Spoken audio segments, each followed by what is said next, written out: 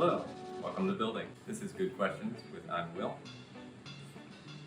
And today we're going to talk a little bit about breaking up your coffee beans.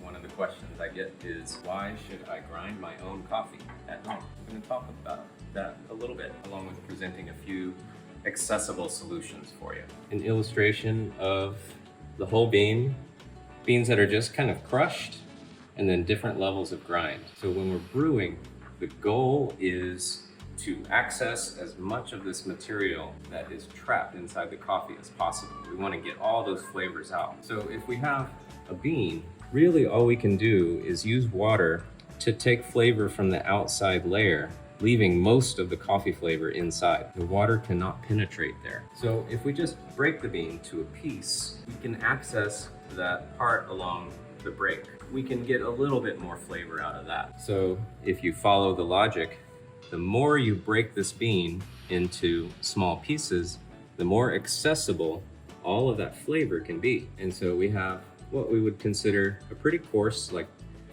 French press or close to cold brew grind right here. And then this is an espresso grind. And so you can see it's powdery. And so of course, this grind is going to give us much more access to flavor. I don't recommend grinding all your coffee like this for more flavor, because there's some flavors in coffee that we don't want, and they're not all great. If you want your coffee to be less bitter, we don't want the brew to be too long, and we don't want the grind to be too fine.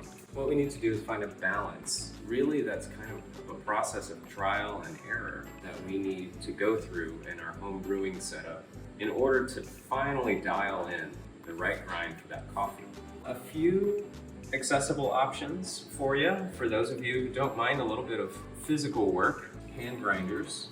These are pretty much all three as good as one another. There are some varying levels of quality that we can talk about. But on the inside, we've got a conical burr set. What that does is it crushes the beans into a somewhat even size, because I like to brew coffee for more than just one person. So I had to upgrade to something electric. And so I've had a grinder like this for a long time, and it did me really well. These types of grinders can do a decent espresso grind, but the point of success is in filter brewing. So if you're making drip coffee at home most of the time, maybe even mocha pot coffee, this grinder will do pretty well. You can always hit us up and ask about these grinders, or look for similar things in the market. At some point, getting your coffee ground, not really with the best quality, is better than buying your coffee already ground. It won't last very long. The first day you open the bag, it's gonna smell great, it's gonna taste great. But every day after that, it's just gonna fall really quickly and not taste good. Another thing is that once the coffee's ground, you have a lot of aromatics that escape.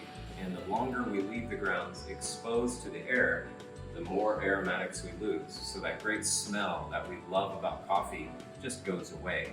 If you're gonna consume that coffee within a couple of days, it will be okay. But that should not be a long-term solution for enjoying your coffee at home. Thanks a lot for your time. See you soon.